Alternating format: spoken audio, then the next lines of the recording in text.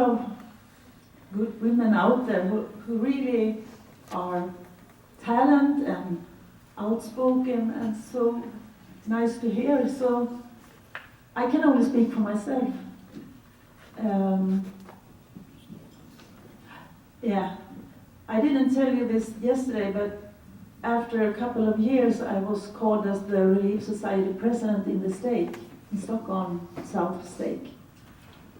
And I just said, they asked me first.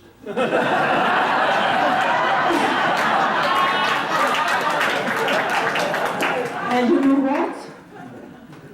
I need to tell you this, because when the secretary to the stake president gave us a phone call, he said, the stake president wants to meet you and your wife, because he wants to speak to your wife, and is that okay? We will come up about 1 or 2 hours or something to your home. And I immediately felt what the thing was about. So I start crying. And I said to Hans, I don't want this calling.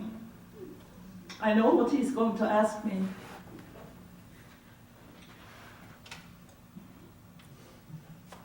I wanted to be able to go with him, and with his calling I couldn't.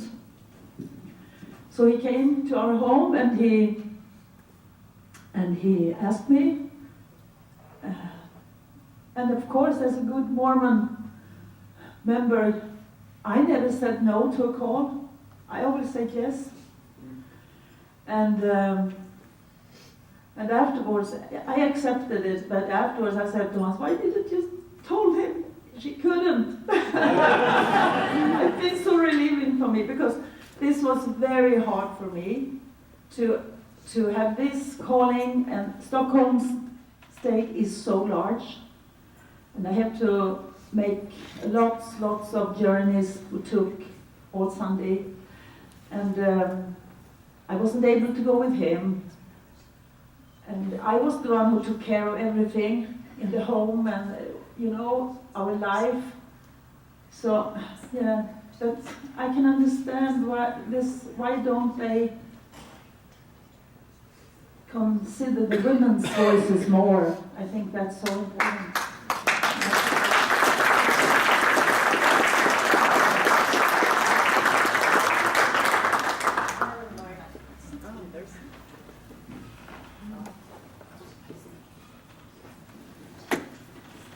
I just wanted to ask about financial sustainability of the church. I mean, obviously the finances are kind of a little bit under lock and key over there, but just wondering if anybody's privy to any information regarding new plans, like direction, maybe another mall or something. And also, I kind of have run around with ideas as far as long-term where they might head, but again, just kind of where they're heading with as far as sustainability and their investments.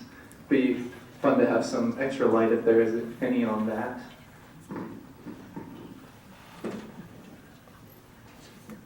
I don't know if they will build any more malls in Salt Lake City, maybe some other places. But I can say the presiding bishop who took the decision to build this mall, the Creek, something I think it's called. He said like this, that sometime I wish the Holy Ghost spoke a little bit louder. I think he had a real turmoil around him when this happened. And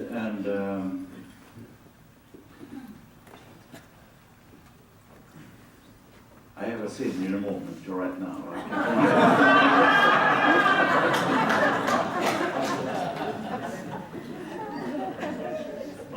Well, it's always nice to have a wife that is 6 years younger. Come to the moment of seniority and losing some thoughts. I don't know. Well, one time I asked, I like to talk to the one who is responsible for all the money comes into the church. What do they do with the money? And because they're buying, stocks or bonds or But anyway, after a while, I find this one who is the boss for the investment of church money. I don't know if they were all the money, but it's not the presiding bishop. It's the guy who is not an authority. He just working man, ordinary. Anyway, so I tried to ask. Why is it that, like in Sweden, everybody knows what everybody has in salary, or every company is, you can look on the internet and see how much money do they have, and where have they placed the money in some bonds or stocks or whatever. Even the churches. But here we don't know anything. And he didn't understand what I was talking. He said, there's so much money we don't talk about. Oh, no, I'm not interested how much money it is. I'm interested, where do you put it? What do you do with it? I don't know if it's $1 or $3 million a day. What do you do with it? And because some members wonder if you invest in cigarettes, tobacco industry, or there are liquor called Absolut from Sweden, if they are having something there or so. But the answer really, I think, is very good. He says, if the church would tell what stocks they own, or they put the money in, the members will do the same, because they will follow the church, the leaders, because they are inspired. So the church, they know they're not inspired. So they say, because if something goes wrong, that means the stocks go down and the value will lose a lot of money. The member also loses a lot of money, and the members will blame the church for not being inspired and helping them to be rich.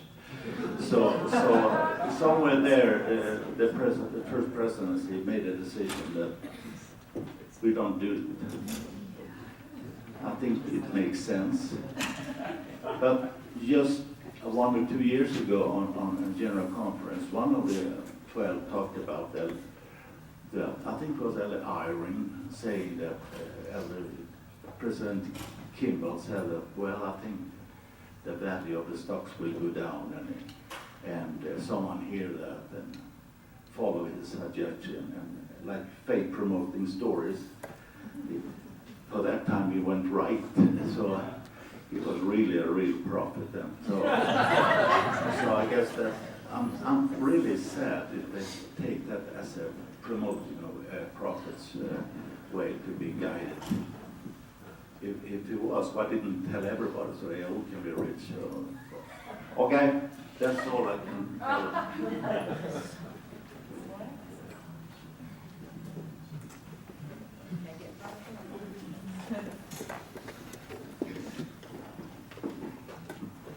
So this is a question for the whole panel. The church is well known to kind of be ethnocentric. They're God's chosen, and often the chosen country kind of comes up, that the U.S. And oftentimes the church leadership is dealing with things that are of political importance in current events in the United States. And I just wonder what that's like. This is probably directed more to Hans and Brigitte, but I open this up to anyone on the panel to just talk about how that occurs and how does that make you feel. Some of you feel jealous that you are the chosen land and the country that everybody lives in, that God himself said this is the right place. But on the opposite side of that, you not belong there, you're outside, you're not in the chosen country. So it's tough sometimes, it is, because you read in the manuals and the priestly lessons, and sometimes even quote the American president, Washington, or someone like that, and there's nothing to do with the church. I did review one year one of the priesthood books, and there were so many quotes from Jefferson, or whatever they called your forefathers, Grounder, something like that. And I wrote back, take it away, it's better to have church people. I mean, it's enough that we know that you are the chosen country. We don't need to have the leaders of it tell us as well. So. But of course, being a chosen country that you live in, we always follow you, and we feel sorry for you sometimes, because there is a lot of problem here too, you know. There are more shooting in schools than we have in Sweden, and the only one in Norway, they killed more than, and you should be interested in, 74 people was killed, a right-wing lunatic. Yeah. Yeah, it was terrible. So it's just a feeling that you can feel like you are a little brother to a really old brother that tried to tell you what you should do. Follow me, so kind of thing. And many times when I served in Europe, many leaders, they took the manual, you know, and the book said, put it on the shelf. That's for America, not for us. And we have to train them that no, it's nothing to do with America. This is the church, and we are all over the world, and you should not see America, but it is. I mean, if we should have a party in Sweden celebrate the 150 years of the church, you will have chewing gums, root beer, and you know, around there. It's nothing to do with the church, but they have to do with the American missionaries and so on, you know. So, and pioneers. Why should the Swedish go pioneer? You know, they walk, you know, from Jönköping down to Malmö, you know, 4 days in a handcart. You know.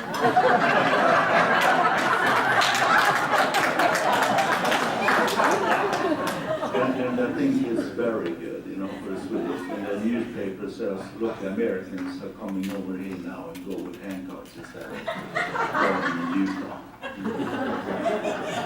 I think it's silly, really, but I mean, we have our own pioneers in Sweden. I mean, the first one there, I think they are great and suffer a lot, and maybe didn't walk that long and didn't have oxygen. But they have at least horses and trains and so on.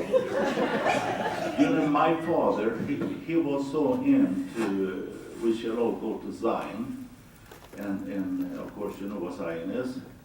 It's not here, no, it's in Missouri. And his prayer was that he should be the last Swedish Mormon leaving Sweden. To say, goodbye old country, we're going to Zion now. That is vision, and we don't talk too much about that now, but when I grew up, that was a really big thing.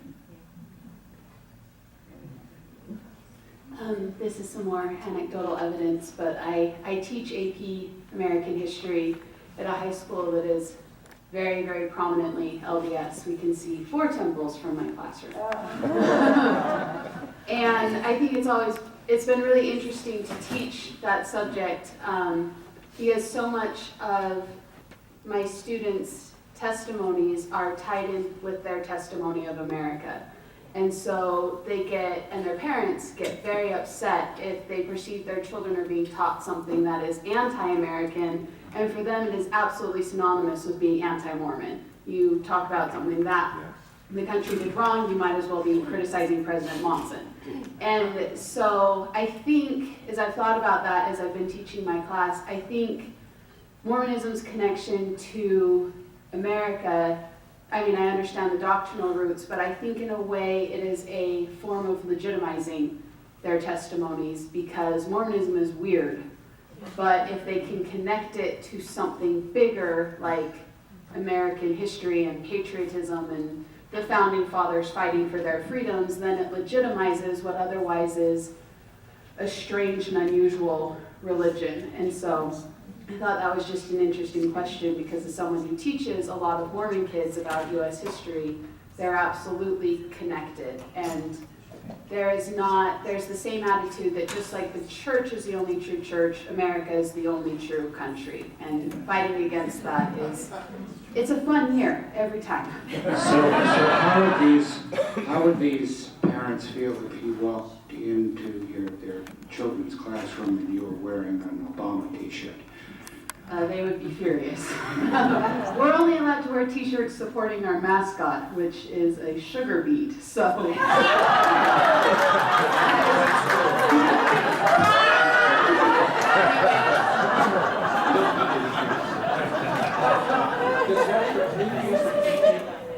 Does that preclude you from teaching what really happened in American history? No, I do my very best, and I'm sure I fail in dozens of ways, but I do my very best to teach what really happened, to look at different sources, to not just rely on the textbook, which is heavily American exceptionalist. But there is a lot of pushback. It's hard. It is not easily accepted, and there's pushback from parents, there's pushback from the community, there's pushback from the kids themselves, where when a math teacher teaches like this is this, no kid raises their hand and is like, well, 2 + 2 doesn't actually equal 4 because my testimony says so. But in American history, when you say Americans did this thing, you get like 5 hands being like, well, the Indians, they didn't really want the land. Like, or, like, but we had to bomb Pearl Harbor, or we had, you know, like, no, we had to bomb Hiroshima, like, and there's this deep connection rooted in Mormonism to patriotism with America, and it makes it challenging, I guess is the best word to say. Follow up? Oh, sure. And we're going to go to another question. What grade do you teach? 11th grade. So, How about the idea that Brigham Young and the prophets thereafter for many, many decades did everything they could to withdraw from America and to countermand all of the laws and everything that, you know, to be anti-American, actually? That's tied into that's the American revolutionary spirit. Brigham Young was just like Thomas Jefferson going against a tyrant, but it worked out okay because God. That's the short answer.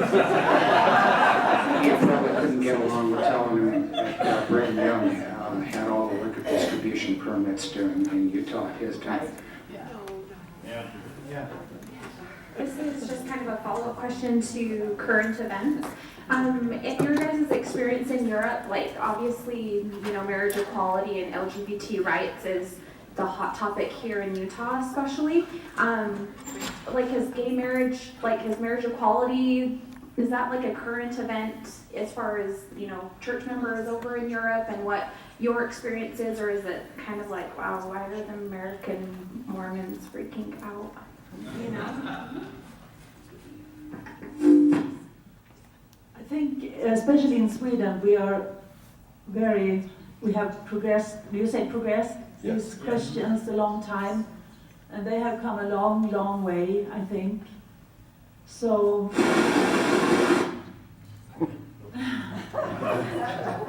but I'm not sure for the rest of Europe. I'm not really so educated about that. But I think in Sweden they are really being accepted. You know, these pride parades. Even the Crown Princess Victoria of Sweden, she was the head speaker of a pride something on their banquet or something, and she really made it such a great talk, and people standing up and give her this really thanks from their heart, and she was extraordinary. So I really think they are treated well, but still, of course, there are opinions. Yeah. I think that it's not easy really. So sometimes it's hard to understand when the church talk about not the LGBTs should be married or not, because that's what they do anyway in Europe, most of the countries. So that people don't discuss it too much, you know, and they don't understand the question. Why should that not be legal? I mean, people love each other, fine. I mean, if someone loves someone else, it doesn't affect me or my children. I mean, I don't need to love someone else. I mean, I'm still the big love. I mean, so it's kind of a non-question. But like, how does that affect the Mormon members in Europe? Do you think that would be like a red flag topic for them? Well, you in that way you put it question, it is in fact a lot of the Mormons that are PR people. Most of the Mormons don't understand why the church are acting as they do. But there are, of course, some core core members that try to understand why the church doing as they do. But it's not a big issue. There isn't, as I see it. My name's Ethan Crock. I talk weird as well. I'm from Australia. And when I grew up in the church in Australia, we were constantly encouraged by our church leaders to learn and study and go on to tertiary education. And it's just so funny that me and my wife, when we went to university and we started to get be able to research better and study better, is when we started finding a lot of the inconsistencies with church history and the truth claims. And so I guess I haven't been going to church for a couple of years now. I haven't really been listening to my leaders. Are they still encouraging education? Because it seems like a lot of intellectuals now are leaving the church. Are they concerned about people becoming too smart to stay members of this church?